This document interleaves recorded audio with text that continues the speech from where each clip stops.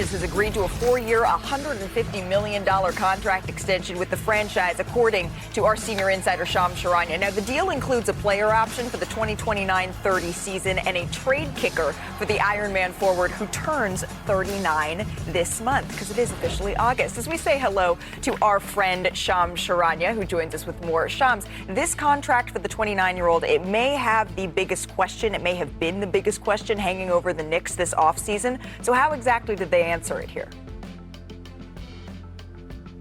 Malika, so Mikal Bridges is taking about $6 million less than his maximum contract. So a slight discount, and it's much less than he was set to make potentially as a free agent in 2026. So before he could get to free agency, the sides lock in this deal that now secures his future there. So $150 million deal. And the biggest thing here is now Mikal Bridges, Jalen Brunson, and OG Anunoby, the last couple off seasons, have taken discounts less than the max deal that allows the Knicks to stay under the second apron, continue to build a roster, and have flexibility in doing so.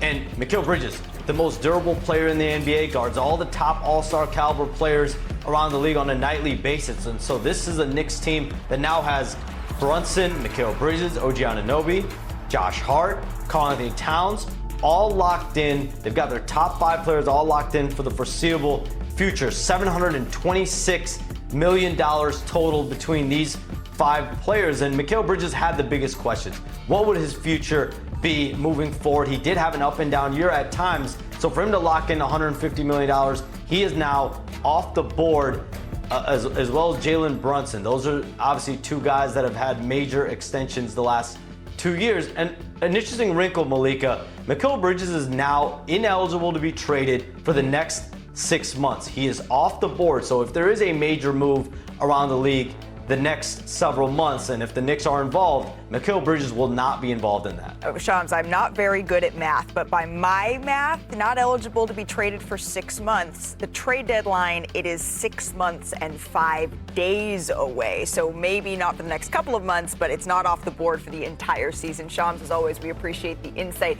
We'll be standing by for any potential news that comes down the pipeline. One thing that Shams mentioned about Mikal Bridges, the dude brings a whole lot to the table. He mentioned him being an Iron Man. Well, that streak continued last season. He led the league in minutes for the 3rd time in the last 4 seasons, and he still hasn't missed a game ever in his entire NBA career. And after shooting just 57% around the rim in his last season with Brooklyn, Bridges shot 74% on those same shots in the 2024-25 season, second best in the NBA, behind only Jared Allen, according to Genius IQ. Now, Bridges also ranked 2nd in the NBA in most fadeaway jumpers, made fadeaways, that is, behind the MVP, Shai Gilgeous-Alexander. But actually, Bridges had a better field goal percentage than SGA on those fadeaway jumpers when they were heavily contested. Also, according to Genius IQ, Bridges lived up to his reputation as that lockdown defender, was one of just 6 players to take at least 1,000 half-court matchups against players to make last year's All-Star game. So, Aman, clearly he brings so much to the table here. I don't know that we saw the best from Mikal Bridges when you look at his entire season last year for the New York Knicks. Obviously, you think of those big blocks he had against the Boston Celtics, but how can the Knicks maximize him?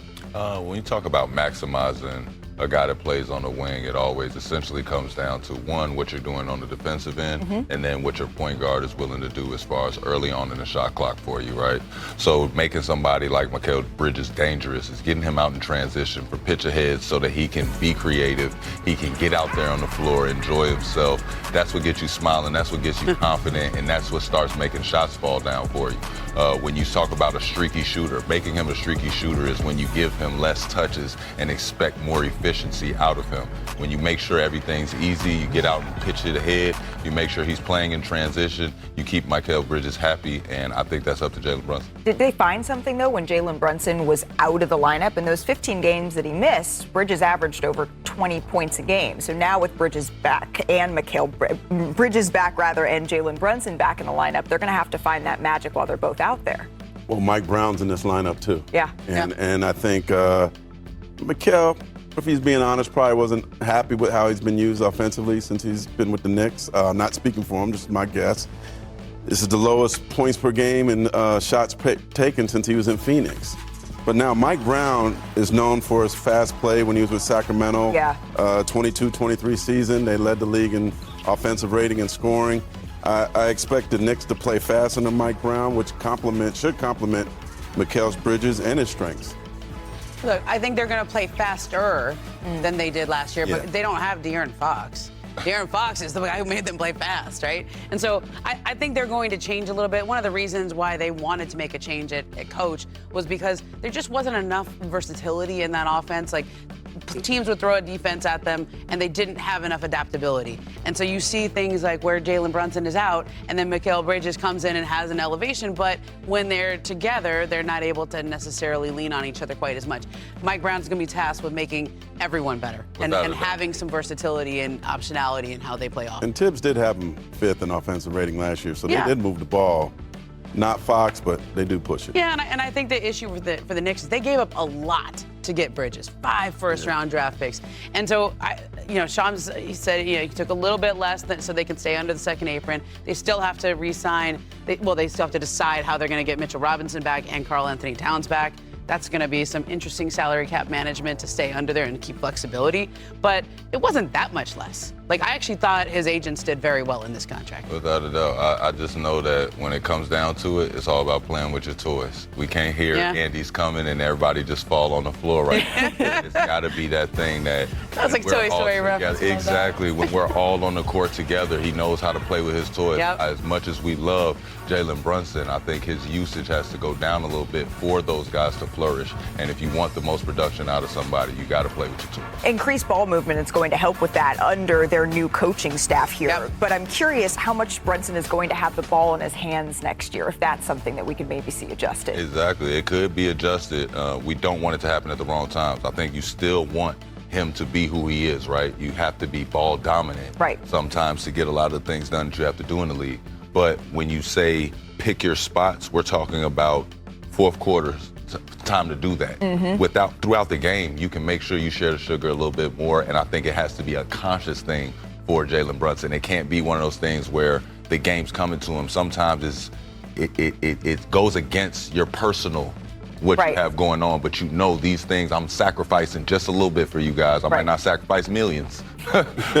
Which he did. He made sure to sacrifice a couple just to make sure everyone could sign. Without a doubt, but it's one of those things where it's easier to make sure to say, hey, man, I'm going to let you have this. I'm going to let y'all have that. We can all still get our numbers. We can all still have a rhythm toward the end of the game. But at the end of the game, you guys know I'm going to have the ball in my hands a little bit more, but I'm going to make sure we get across the finish line. And you know the thing that cures everything is winning, right? And the Knicks, they believe in Bridges enough to invest $150 million. The odds makers, they believe in New York as well, because outside of the Thunder, the Knicks have the best 2026 title odds as the calendar turns to August. Do you, Mark, see New York as the biggest threat to OKC?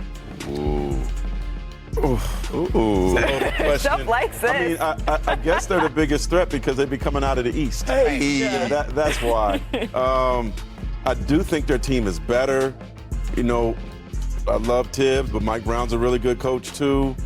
They got some shooting coming in. Yabusele and JC coming in. That's what they're missing. They're the last team standing from the East, right? The Celtics aren't going to be there. Giannis not going to be there. Cleveland has to prove themselves. Yeah, I like the Knicks. Yeah, I love the Knicks. You know, guys. You were wiggling. You like the Knicks. I do.